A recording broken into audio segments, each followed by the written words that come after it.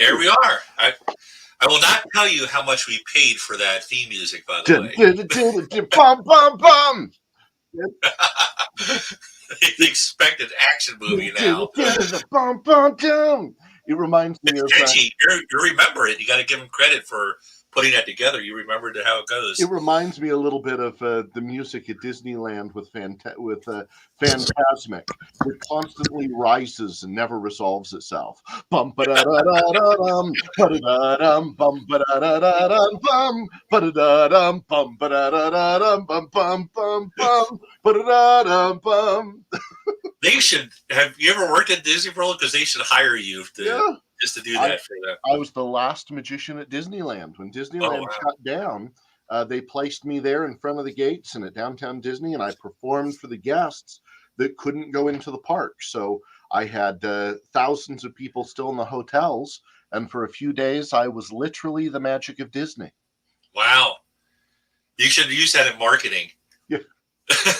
Yeah, what do you remember the last day you performed before they shut everything down? Oh yeah. What happened? I'm at Disneyland. Disney. I mean, how was that specific night? I mean, that day. Well, they'd closed down the park, and they told me they needed me to stay and perform for guests. And at first, I gathered crowds of 250 people or more a show. And then they said the next day I could only have crowds of 50 people a show. And the next day I could only have crowds of 10 a show. And so if more than 10 people showed up, I had to disband them.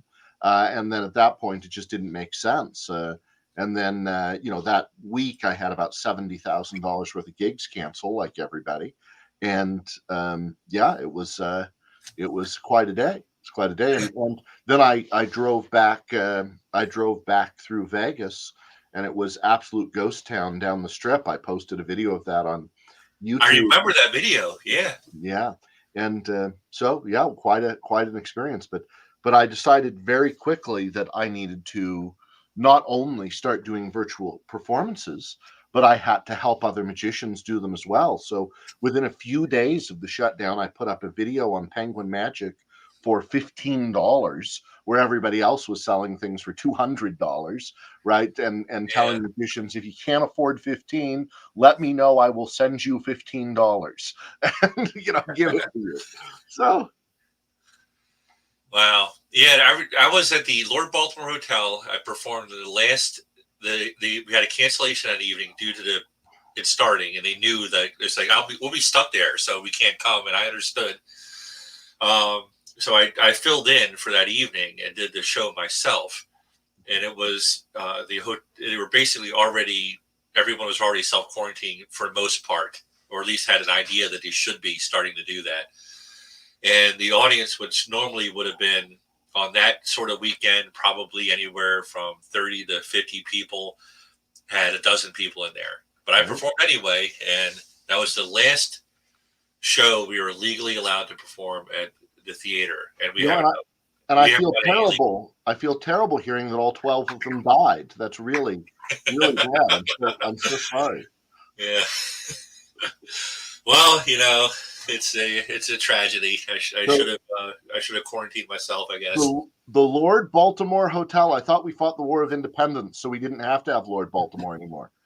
Well, it's a tradition that's stuck. Oh, Baltimore has a long history of hating on the British. I'll be honest with you. There's a tradition in Fells Point for a street that is spelled as you would the Thames River, which is Thames. But in Baltimore, it is not because we're mispronouncing it because we don't know. We're mispronouncing it because of contempt. It is a tradition in Baltimore that when you are on Thames Street, you do not pronounce it Thames Street, and you will be corrected. It's like, some people might not remember that's why we do it, but that's why we do it. Yeah. So in Las Vegas here, we if you go to the desert, it's the Sahara Desert, the Sahara. But most of the United States calls it the Sahara Desert. But in Vegas, it's Sahara. Where's that tradition come from? Huh? Where's that tradition come from? That's just Las Vegans saying things incorrectly. So you drive down Sahara Street to the strip, not the strip club, the strip. Oh, that's right. Strip Yeah, clubs are behind the strip. that's a few blocks back, I think. Right. That's one of the things I used to say to new people in town. You know, I'd say I'm new in town, and I got lost, at the Sahara, and they'd go Sahara. You know, the Vegas people would You're get like, no, angry you're about it. misread.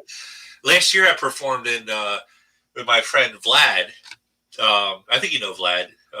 The Impaler, I remember. Yeah, Yeah, it that's was right. a few Yeah, years back. He was quite an intense dude, but really ruled with an iron fist. yeah, yeah. He doesn't suck as much as people think he No, does. no. But we were performing together in a town of Mattoon, which is famous for the Mad Gasser in Mattoon. If you ever heard that story, um, and we kept on calling it Mattoon. They were saying, no, it's Mattoon. You do not pronounce it Mattoon. It's Mattoon. We were corrected. I was so excited last year. I was booked to perform in Concord, and as a boy, I had been a big fan of Henry David Thoreau and Ralph Waldo Emerson, and I had been in a production of The Night Thoreau Spent in Jail. So I was so excited to go to Concord that I booked a hotel there, and I booked extra stay, and I was going to go to Concord, Massachusetts, and see all the Thoreau and Emerson sites. So I got into my hotel and I called the theater and I said, I don't see the theater here in town. Where are you? Concord, New Hampshire. I was in Concord, Massachusetts, and it was in Concord, New Hampshire. Luckily for me, that was only an hour drive, and it was Oh. 2 hours until my show. So, so now that we've talked about the etymologies of cities and the importance of knowing you're in the right place, even old New York was once New Amsterdam. Make That's sure right. not to go to Constantinople if your date's in Istanbul. So, but do we have anybody watching? If you're watching, put a comment in and say Yes, hi. so far we have, and these are numbers that I can look at, but there might be more people watching if you're watching it through an alternative source. But so far we have 6 people watching. 6 people watching. To start, yes. And then those watching through alternative sources. Yes, Are they alt right, alt left? What kind of? Okay, so just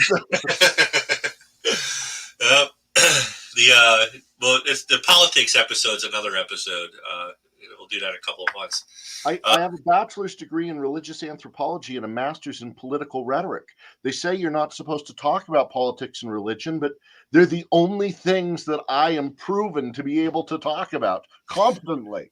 Well, I think that it's proven that you can also talk about magic, mentalism, and mystery arts. That's right.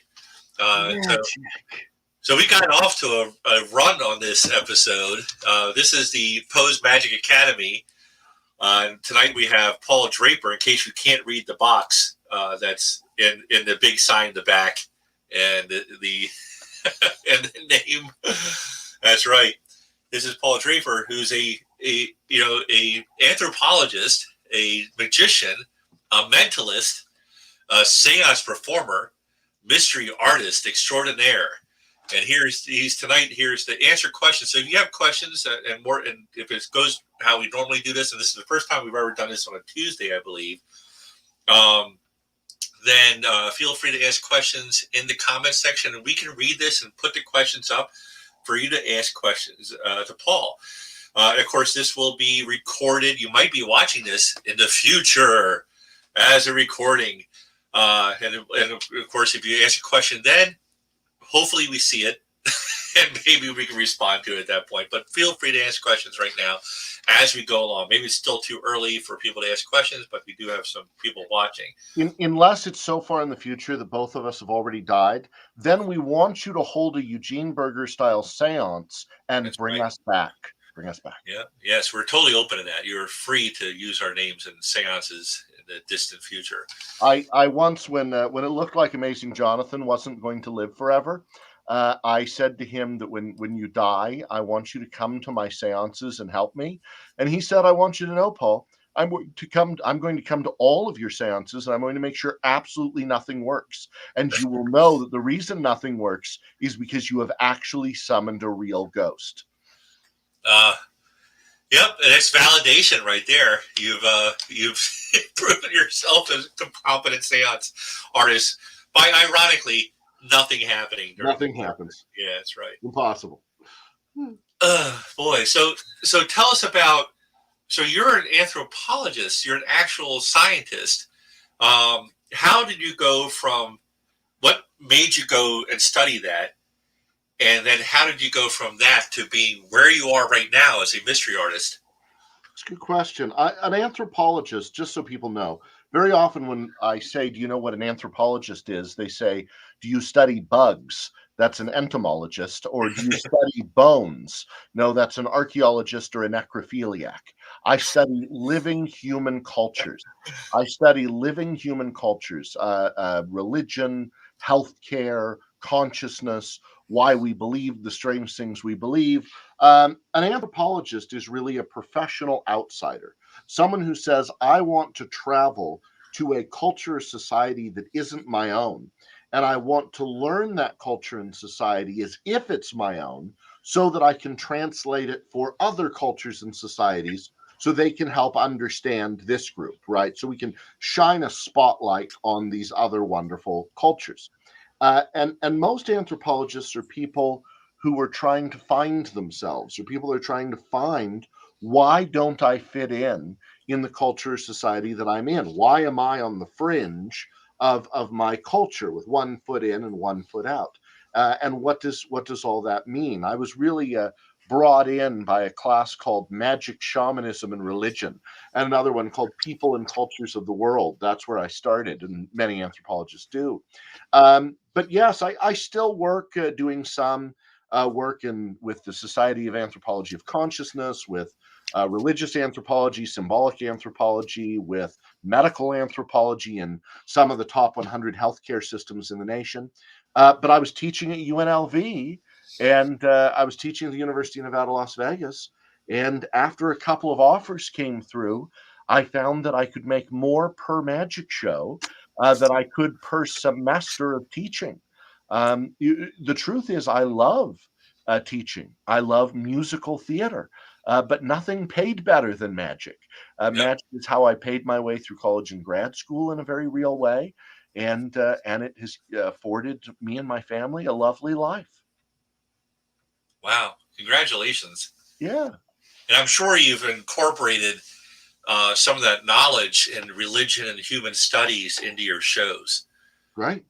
Yeah. So, and of course, and I imagine that has something to do with your interest in seance and the Oh, more. yeah. I spent time with the studying and writing about the American spiritualist movement in New Orleans. But just on my set right here, I mean, we have a pagan wreath, we have a Jewish menorah, we have a Christian pagan solstice trees. I have a Navajo flute, a Zuni bear, seance hand, a Peruvian vase. Over off screen here, I have some from the voodoo religion in New Orleans, a spirit bottle and a Loa bottle right there, a voodoo bottle. So, I have the pieces around me even today that and are incorporated into the show. Not, and also at the same note, I have a sponge hot dog. That makes sense. I'm glad you ended with that. I, He's as disturbed about this as you are. Help me. Okay. I think he looks a little like Forky. Yeah. Trash. I, Take I, trash. I think that was one of the earlier drafts of The Fly. He was in the transporter with a hot dog instead. So, Life finds a way. So the no, that's another movie. Totally yeah. different movie. Um, yeah. So good. Yeah, I like it. I still incorporate anthropology into the shows. I think it's important. Something I'm regularly quoted on is that when I was a young man, the first time I met the famous mentalist Max Maven, I went up to him and said, I know lots of people ask you for pieces of advice, and I don't want to take up a lot of your time. If you talking to somebody who one day wants to be you when they grow up, what's your one piece of advice you have for them? And his answer was, read everything. And I said flippantly, read everything red, read everything blue, read everything old, read everything new. What do you mean read everything? And Max said, had I felt it required more words, I would have utilized them. And so to be a successful storyteller, entertainer, performer, I think you have to be interested in everything. You have to be interested and engaged and passionate in things beyond just the art of magic, so that you are bringing something to the table. As Dr. Robert Parker was famous for saying, so many magicians are doing, beautiful sleight of hand and manipulation. They're doing stunning things with cards and coins and balls and candles up in the air that could be painted in poetry, but their face is saying, please value me, please value me. And that's because they don't have a story beyond the moves. They're doing the moves hoping that the moves are why they will have value, as opposed to that they as an individual are innately filled with value and are sharing that value with the world. Yeah, it's a good point. With a little bit of story, you're able to create a connection and a sincerity with your audience. Which you can't do with, and there are a few people that are able to emote through their face or expressions in a silent pantomime that are incredibly talented in that way. uh, but there aren't that many that are able to do that. So in order to really make a connection with the audience, paraphrasing basically what you just said, is that you have to have a reason or or a metaphor to go with it. Like, I've always said that you tell a child to stay away from strangers because they're bad, and it might resonate. But if you tell them Goldilocks and the Three Bears or Little Red Riding Hood, they remember that the rest of their lives. I want to point out that Goldilocks is the stranger who's bad. She is the one who's bad. That's right. Yes, you're correct. She is a Goldilocks. Goldilocks seems like a good person because we're enculturated to think that little curly blonde-haired white girl is a good, kind person. She's not. She's a home invader. She's a thief. I mean, she's really. I think she's a home wrecker. That one. I think they should have named it. They should rename it Karen and the Three Bears. Yeah, Karen. I mean, I've known some very kind Karens in my life, but I'm willing to go with this. I'm willing. I'm following where you're going with this. I think we need to take that little girl. If she likes going to people's houses and eating their stuff so much, we need to send her to the Hansel and Gretel forest. That's where she needs to go. That's right. Yeah, banished. Go have some of that. Go have some of that witch's candy palace. That'll work out well. It's just right there. It's right there. Just right for her. Yep. So you got into the mystery arts, but you have we were talking a little bit about this before the show. You have a very eclectic, diverse, aspect when it comes to the mystery arts. Like, you do a little bit of everything. So what motivates you to have such a diversity when it comes to what you're willing to perform? When I first started as a mystery entertainer, I wanted to call myself the eclectic eccentric, but then I decided that was too much of a tongue twister. So for a long time on my webpage, on my bio, it said perspicacious polymath Paul Draper, blah blah blah blah blah. And then I found that people didn't know that perspicacious meant interested in everything, and polymath meant many knowledge bases. And so I eventually cut that off my webpage. But yes, I in the way we were discussing this just a little bit earlier, all the way from New Brunswick, Canada. Good to see you, Canada. Thank you for joining. You have sent us some of your best magicians and some of your worst. We would like very much if you'd take William Shatner back. Could you take him back? Could you take him and give us back Bob Fitch? We miss him. I think he's living in Canada now. But the I look at entertainers and entertainment, and a lot of people in magic and mentalism say that you should pick one character and be that character all the time, and that's who you are, and you're stuck with it.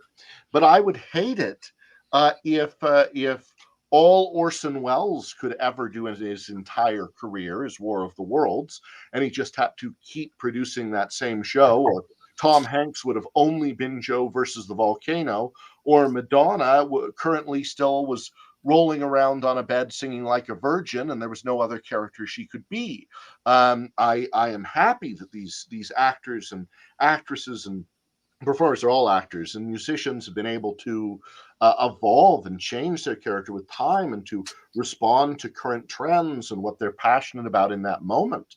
And so I think in the same way as mystery entertainers, as long as we can have clearly defined characters, we can create those in different settings and different themes. I remember Paul Daniels from the UK. He was like the Mr. Rogers of the UK. If he had sort of the fame of Mr. Rogers meets Robin Williams a bit, right? Uh, And I asked him personally one on one, what do you feel about magicians and mentalists mixing magic and mentalism in the same show? And he said, do whatever the audience likes. yeah, Perform as many shows as possible, and the audience will tell you. The audience will refine you. The audience will let you know what they like and don't like. Don't listen to what armchair people are saying at that time on Magic Talk, but now Magic Cafe, and in the future, all magicians on Facebook. Who knows? But do what audiences like and feed the audience. I agree with that. The know your audience and love your audience more than anything else. The who said that? It was someone who really reiterated that over and over again. Love your audience. That was Yeah. There were several famous magicians who would stand behind the curtain and before the show would stand center stage and look to the third balcony. I love you. I love you. I love you, and would repeat that over and over again. And yes, it's important to have love in your eyes for what it is you're doing, because people can tell. yeah, yeah.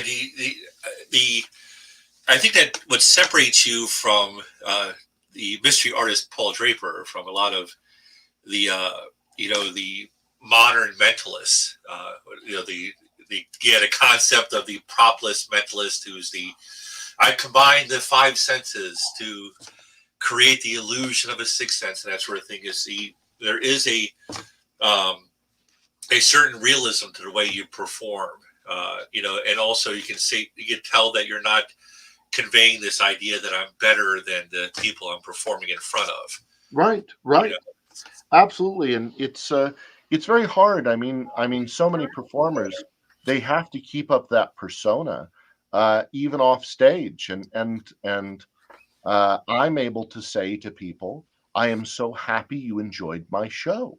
The Broadway actor doesn't need to that just played King Lear doesn't need to step off stage and say I am still King Lear, and you don't have to walk off and you see the actor that played Don Quixote and say, wait a minute, I thought you died, right? But it's we have an understanding of what it is to put on a piece of theater, versus if I am being hired as a lecturer, then I am going to lecture, and my lecture will have content beyond, and I can steer towards the content rather than towards the theatricality. And I think that's a more moral thing to do, is to delineate between playtime and reality. Speaking of content, you're performing for Pose Magic Online, our online virtual shows, and Right. we discussed earlier about the when you did the Penguin lecture and performance, in which you put some videos up for only $15, and Pose Magic has stuck with our plan from the beginning of doing a pay what you can format. Right. We realize that people are struggling right now and they want to see entertainment. And Right. also, and even now, months later, 9 months in, people are unsure. Do I really want to see a virtual magic show? Right. And it's unless you have the marketing power of Geffen Theater behind you, it is very hard to promote virtual shows. So we've given people options. Like you can, and most people, I'm going to be honest with you, most people don't pay just $1. They try to help out when they can. So tell us a little about what people should expect at your show on January 9th, 2021, as we break in the new year with Paul Draper. Okay, here we go. We didn't set this up beforehand, right? You don't know what you're doing. Not at all. Let me get the table to a place where I can do something. All right, I have a deck of cards. My deck of cards is in a blue box. That's important. It's in a blue box. That's going to become more important in a moment. I have every single card here. It's hard to see when you have me so small on the screen, but every single card in order is there. Every card in order, the 4 suits. This is what I need you to do for me. Name. Well, oh, you brought me up big. Okay, brought me up big. Here, let's instead of having Vince do it, then let's have Bernard. Are you still watching? Name one card, Bernard. Name one card, Bernard from Canada. Let's see if he does it. If he doesn't, then Vince, you have to do it. What's our card? Bernard, I believe in you. I believe in you. It depends on how fast can he type. What? How fast can Bernard type? If other people are watching and Bernard can't type fast enough, feel free to type it in right there. Vince, tell me a card if I don't see one from him. Oh, here we go. What is it? The 2 of Hearts. The 2 of Hearts. Let's find where that 2 of Hearts is. 2 of Hearts is the second card in. Second card in right there. Now, it's so important. I told you that this came out of a blue box. It came out of a blue box.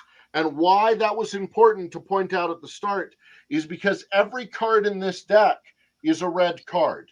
Every single card in this deck is a red card. Every card is a red card, except for one, Bernard. One card and one card only matches that blue box, and that is your 2 of Hearts. Dark magic. Give Bernard a round of applause. Good job, Bernard. Yay! Thank you, Bernard. You'll receive your paycheck later.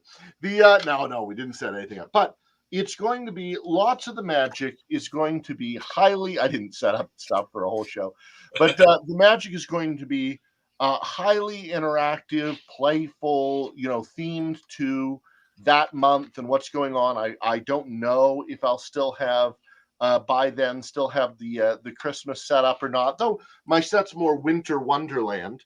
But right now, I thought about it, and I thought about the fact that when people would hire me for their holiday parties, their stage and their room was set up like Christmas, was set up like the holidays.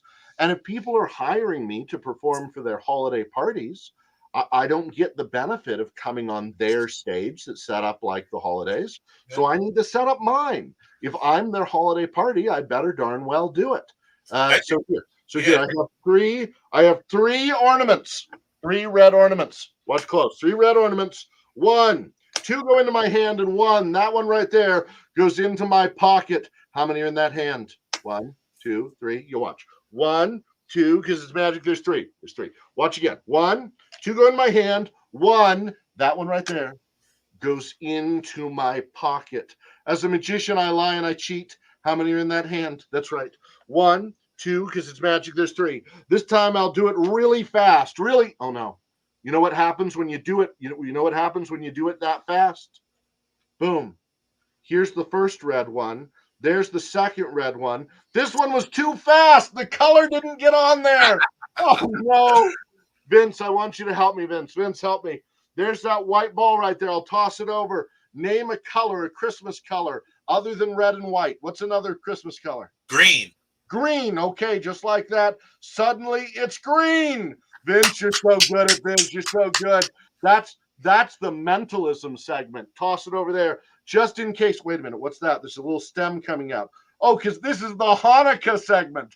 Hanukkah, oh Hanukkah, oh. Okay. The Vince, we're just being silly. We're just being silly. But it's oh, Stephanie applauds. Thank you, Stephanie, for your applaud. Look, the funny thing about this dreidel. Take that dreidel right there. Give it a toss over there, just like that. Now we're back to pretty lights. Back to pretty lights. Oh, it even blinks. So it's just fun. Don't slow this video down. You'll see exactly how it works, and that's not as fun. But I'm just gonna have fun with people and do magic theme to that time and theme to whatever people are interested and passionate about. Yeah, we're trying to be festive and try and be compassionate and care. I don't know. You know what's funny? This has lights in it. This back here has lights, and the little lights are actually little stars of David, versus the canes, which are supposed to be the blood and the peace and the crook of the shepherd, and the tree and the wreath come from pagan traditions. And I just tried to incorporate. Over here I have my favorite little dreidel here. I had a little dreidel. It looks like an acorn, right? Nes Gadol HaShem. A great miracle happened there. And so, yeah. So it can become more Hanukkah or more Christmas or more solstice, depending upon who the group is that's looking for fun magic. Okay, back to you.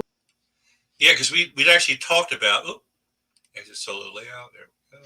We'd actually talked about before the show a little bit about theming magic shows. And since the majority of our audience right now are magicians or people who are very interested in performing magic, let's talk about that a little bit. So something I've encountered in workshops and lectures and that sort of thing when we talk about the concept of theming is surprisingly a lot of magicians. They think that theming for a holiday show is wearing a green vest and a Christmas tree tie, and then they're done. Someone says, "Can you do a holiday show? Can you do a Christmas show or a Hanukkah show?" And they think that what I got to do is just wear a tie or a hat or something like that matches the theme of that holiday, and I'm solid now. And they just go to do the regular show they always do. So I want to see if I can find one of my props here that I'm going to switch out to tomorrow. Mm-hmm. Just 1 second. No, I have it. I must have it in the other room. But for the Christmas parties, I've been using. So one of my props is a bag, and normally the bag that I use is just in a normal show is just like a grocery paper bag. But when I did a show for a synagogue yesterday, I used a blue and white gift bag versus the Christmas shows I'm doing tomorrow. I have somewhere around here a bag that has Santa Claus on the front of it. So I think, it's so easy. Normally the thing I just did with these ornaments, I normally do with nuts and bolts, but you can change these things, right? Do your coin routines for Christmas with cookies, right? We can change these things, and a customized show is so much better than a standard show every single time. A custom. What's the phrase I hear so often is that a custom 7 is better than a perfect 10, because in the same way that an inside joke between friends where we have the background and we have the story and all of that, all of the weight behind that is more powerful than any joke. No joke you can say is as powerful as an inside joke. And that's why stand-up comedians use what are called callbacks within their shows, so that they have built-in inside jokes. They've built in jokes that you're now a part of. And that's part of that experience. So yeah, I think customizing everything we can is so important. Yep, I agree. It's a big difference to have these simple things. You don't have to reinvent your entire show. You can just the simple items, the simple props, and people appreciate that. That's how you get rehired. When the idea that you can personalize a show, that's and one of the things we like to talk about in these particular shows and that sort of thing when we do these little interviews and lectures is that what your clients appreciate seeing. Anyone, if you're wondering why people don't hire you back, that could be a reason. You could be doing a great show, but it's like, oh, my audience is entertained, but it's just a magician, and having a theme show or customizing it for a corporate gig or the theming of that show can make all the difference. If you're hiring magician Dan Sperry, you don't want to replace him with just any dove act. You want Dan Sperry. If you are hiring David Copperfield, you're expecting a very different show than if you're hiring Chris Angel, right? They are not fill in the slot magician. That's hard to read. It's mentalmysteries.com. I also have pauldraper.com, and you can just bounce that forwards you to mentalmysteries.com too. But you want to have something that is uniquely yours and that you're uniquely sharing with that audience. Mm-hmm. So I wish I had a better understanding of our audience so I could customize and be unique to them. Yeah, but say some comments, guys. We're bouncing back and forth from as many as a dozen people. I think we hit 16 at some point. But like I said earlier, if they are doing a watch party or sharing it for another group, we can't track those numbers. And I've been told that we've had shown up in private groups. So I don't know when we're in a private group, I can't see what the numbers are. But right now we're at a dozen people. Yay, dozen. Yeah, a dozen. So if you're sharing it, I need one more for a baker's dozen. That's right. We need 13. It's a magic number. So please, if you're sharing us, please let us know where you're sharing it. I'd like to know that because a couple of people told me they've shared it in private groups, and I would like to know what the groups are so that we can customize and cater and pander as much as we can to those groups. That's right. So you have tell us about some of the places you have been and performed. So we covered a little bit about your past and that sort of thing, your mysterious past. The world. Yeah, I mean, I've performed. I was the house magician for 7 years at the Venetian in Las Vegas, where they insisted I perform as a 1400s Roman Catholic Italian dude. Buongiorno amici, mi chiamo Paolo, amici for you, canzone for you, che bella cosa, la giornata di sole, l'aria serena dopo una tempesta, and so on. I also worked at Disneyland. I toured with a couple of off-Broadway type shows.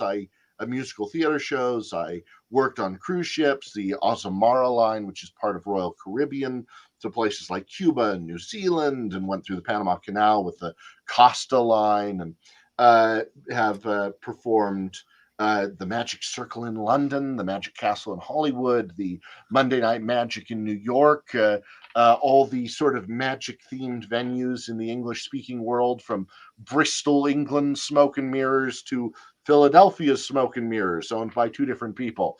They're fighting over the name right now. Everywhere from on top of a mountain in Kalispell, Montana, to the homes of billionaires in Beverly Hills, to private Valentine's Day parties for Dick Van Dyke and Christmas parties for Bad Robot and J.J. Abrams. It's the smallest group I've ever performed for was a billionaire couple that hired two magicians, Joe Skilton and I, to perform for the two of them in their kitchen or their dining room area.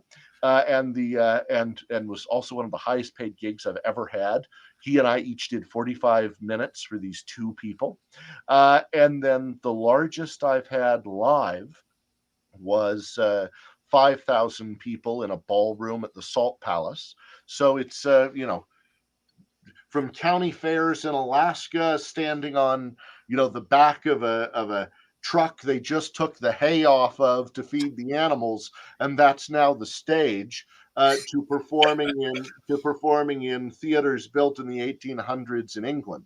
So I mean, it's been a wild and wonky career, but really it's all about wherever people gather, you put us as entertainers in front of them, and our job is to engage those human beings who have gathered, and to energize and enlighten and delight them and inspire them to have better and happier moments. And you've managed to stay very busy, busier than most people this year, despite the pandemic and everything.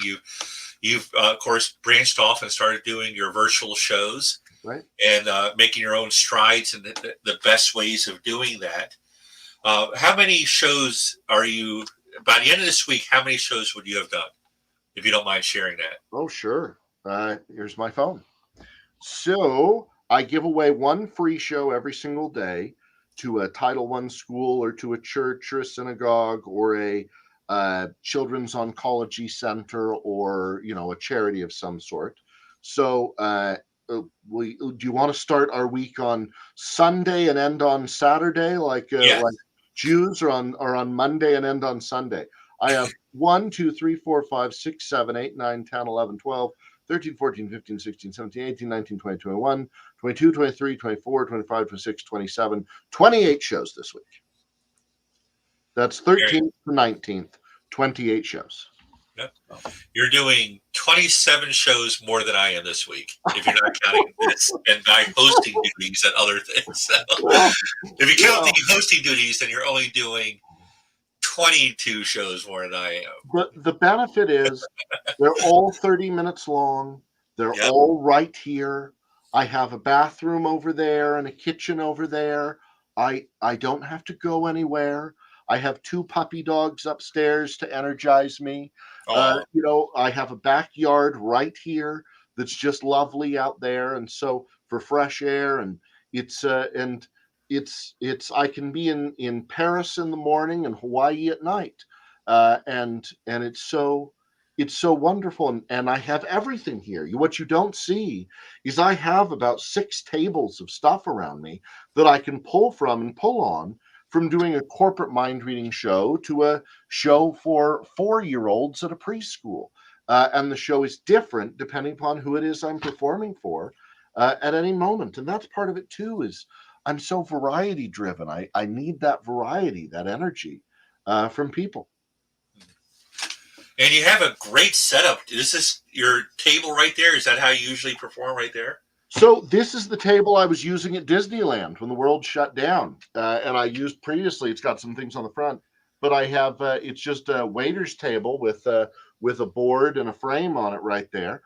And what I realized early on in this is that close-up magic takes place right here, and parlor magic takes place here, and stage magic takes place here.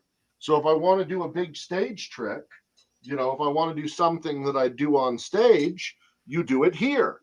Versus if you want to do something that you would normally perform up close and personal, that takes place right here next to the camera. So that's so here's a painting. Here's a painting.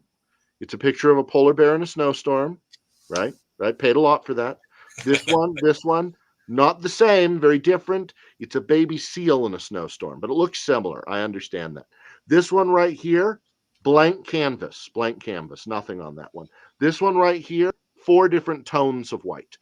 The other side is the exact same images, but I want you to imagine that we're up at the North Pole and we're going to look for Santa Claus. We're going to look for Santa Claus to see if we can find him. And out there in the wintry wonderland, out of nowhere, sometimes if you believe and you wish, he shows up right there. Where is he? Let's see. Oh, there's Santa Claus in his little red hat. And so, close-up magic can take place right there, right up next to the camera. And that's part of the joy of all of this too, is knowing how to play to that camera and where you are and what you're doing. Yeah, so Steph says, there are benefits to doing virtual shows. Do you think you will still want them after things get back to normal? So, and thank you for supporting the Black Lives Matter movement, Stephanie. Yes, I think that the world has changed, and companies have realized, there are many companies now that are what are called remote first cultures. So they are remote first. So as opposed to office first, remote if we have to, they are remote is their primary way of operating, and going to a centralized office location is an unusual thing for them. And these remote first companies that have employees all over the world are going to continue to thrive within the world even after the pandemic, because we've now seen that these sort of companies can work, that it is that you can have virtual employees who are working remotely, or distributed employees, or right, that get to live where they want to live. We don't all have to live in New York City. So we used to all live on farms. The Industrial Revolution forced us all into cities. This situation says you can go back to the farm or the mountain or the lake or wherever it is you want to live, and you can still work from there with your laptop on the beach. There's a lot of privilege to that, but that is a possibility. So I think that certainly we will be gathering in person again. But those 6, 7, 8, 9-year-olds who have now gone a year and will go another year possibly with virtual school, this will be a normal way of being and a normal way of living for them. So this is not going away. This is just the start of that journey. I agree. Once it's out there forever. There's no going back now. There's going to be people that look at the extreme benefits of being able to stream magic shows now.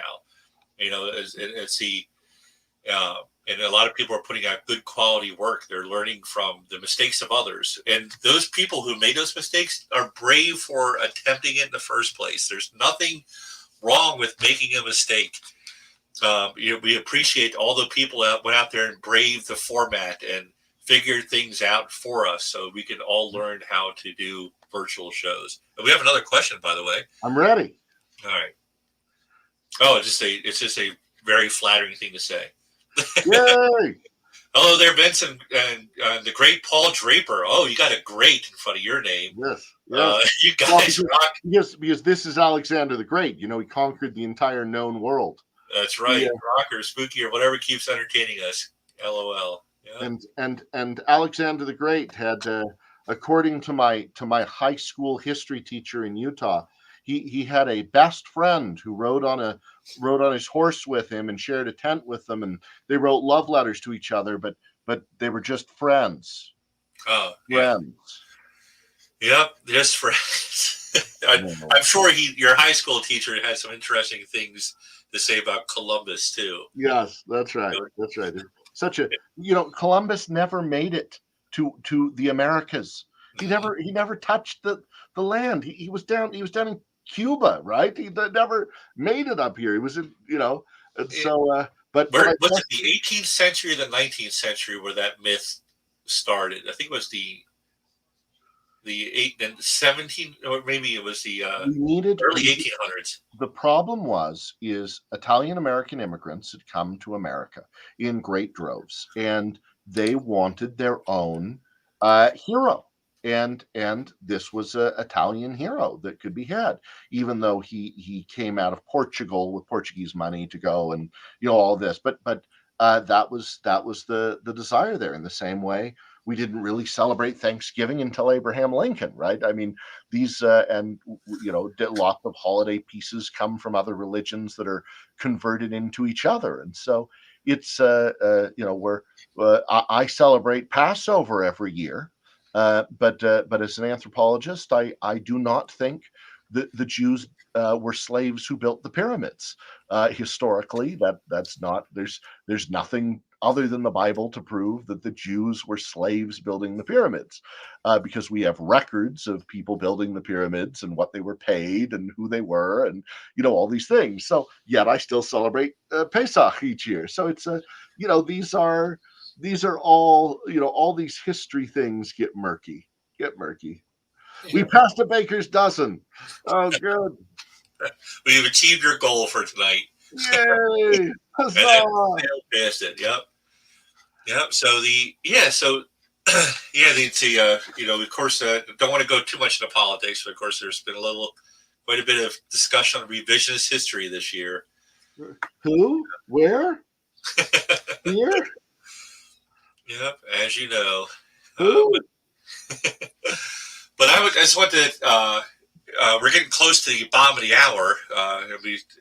We can go on forever, of course, on discussing magic and mystery, and the history as well, with all your wealth of knowledge, Paul. I just want to thank you so much. I feel bad the whole time.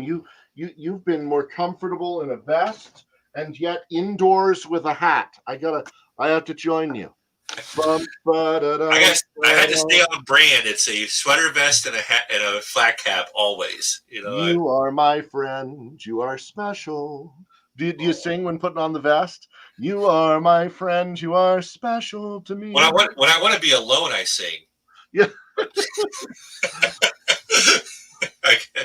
The room empties fairly quickly after that. It's such a good feeling to know you're alive. Okay, let's see. Paul, have you been doing any gigs of just readings for clients since lockdown? Love Your Penguin lecture on readings.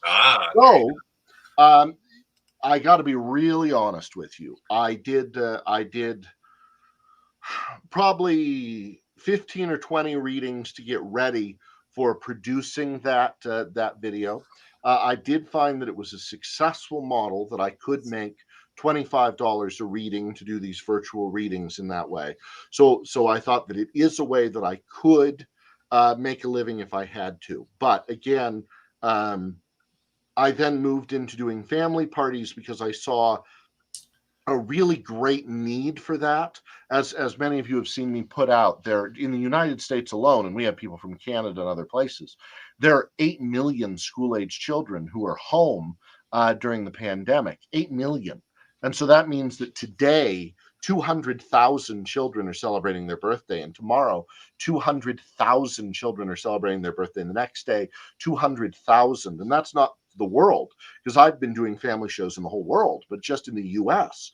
And so if every magician on the planet was doing 10 shows a day, they couldn't fulfill all the needs for birthday parties just here in the country.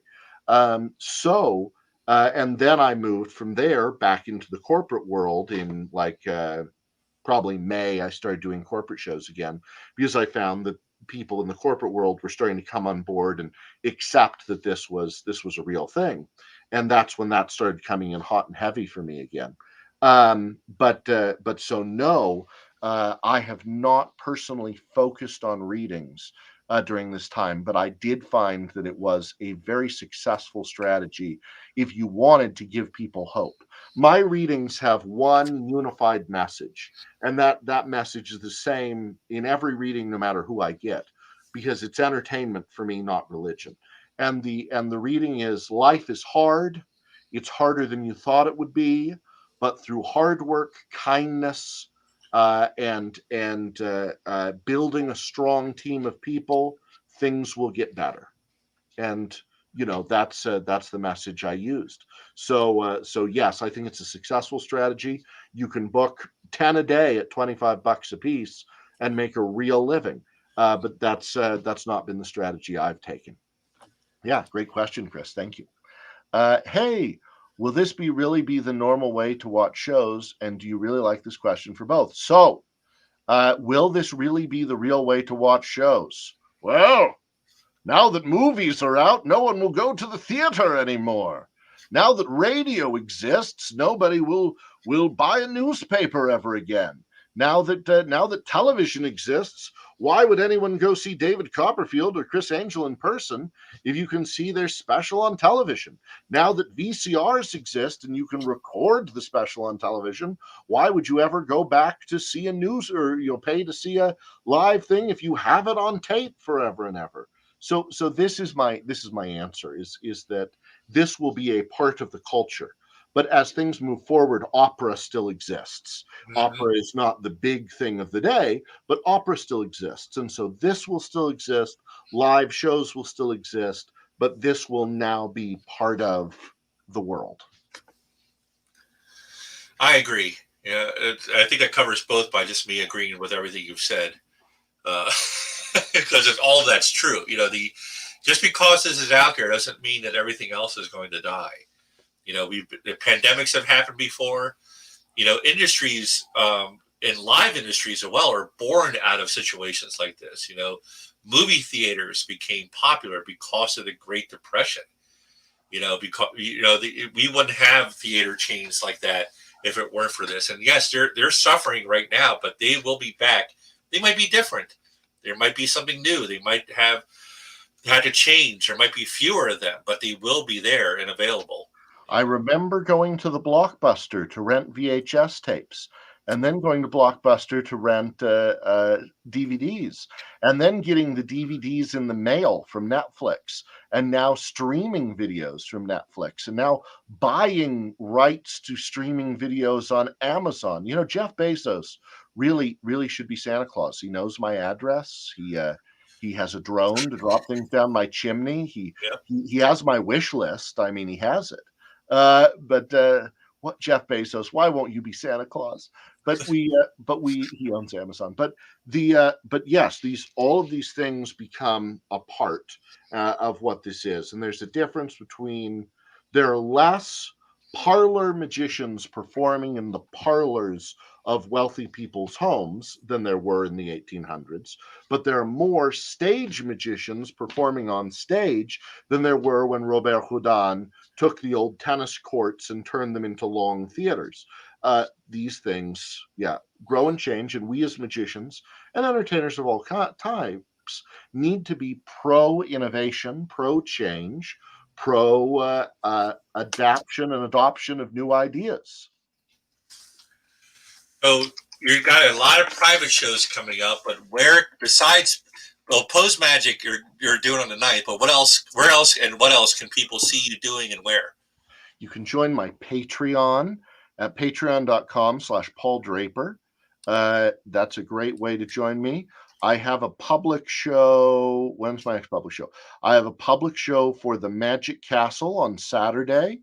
That's going to be a really goodie. I'm the MC, but I'll also be performing, and the headliner that night is Jeff McBride, and we'll also have Elliot Hunter, the great manipulation act, Elliot Hunter, Jeff McBride, and myself at the Magic Castle.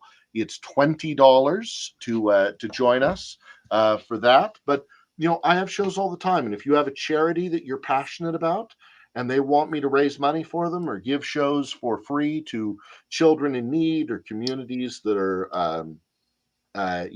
being hurt during the pandemic, I'm giving away free shows every single day. So reach out to me.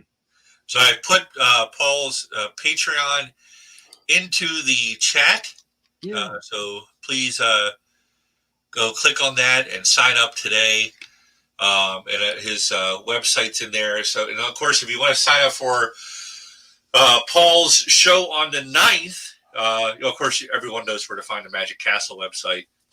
Go definitely go there and check that out and see Jeff McBride and Paul Draper. And then if you want to sign up for Paul's show for Pose Magic, you can support Paul and Pose Magic by going to posemagic.com. It's easy to remember, POSMAGIC.com. Everywhere on social media at Pose Magic. And you can check Paul out on the 9th, which is also my birthday. Happy birthday! That's right. Feliz cumpleaños a ti, feliz cumpleaños a ti, tantu guriate. Hebrew, it's Yom Chaledet Sameach. That's really how you say happy birthday. Thank you. Okay, everybody. Thank you so much for joining us and listening to us jabber about what we believe. Just because we believe it in this moment doesn't mean we agree with it tomorrow. Just know these are our ideas and our opinions today, and tomorrow it might be completely different. That's right. 3 ghosts may visit us this evening and change our minds on everything. My favorite, Muppets, the Muppet Christmas Carol. Oh. You get 2 Marleys for the price of 1. That's right. We're Marley and Marley.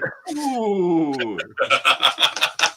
That is the best version of A Christmas Carol out there. And of course, as you know, Charles Dickens knew people. He is practically a psychologist. He knew that in order for a person to change 4 ghosts need to visit them on Christmas Eve. So thank you, everyone, so much for watching. And, of course, this will be available for rewatch, and it's where we got most of our watches. I'm not wearing mine right now. But anyway. I have a pocket watch. This is my pocket watch. That's right. Okay. Yep. So, but thank you, everyone, for coming tonight. Paul, stick around for a minute. And everyone else, happy holidays. See you soon.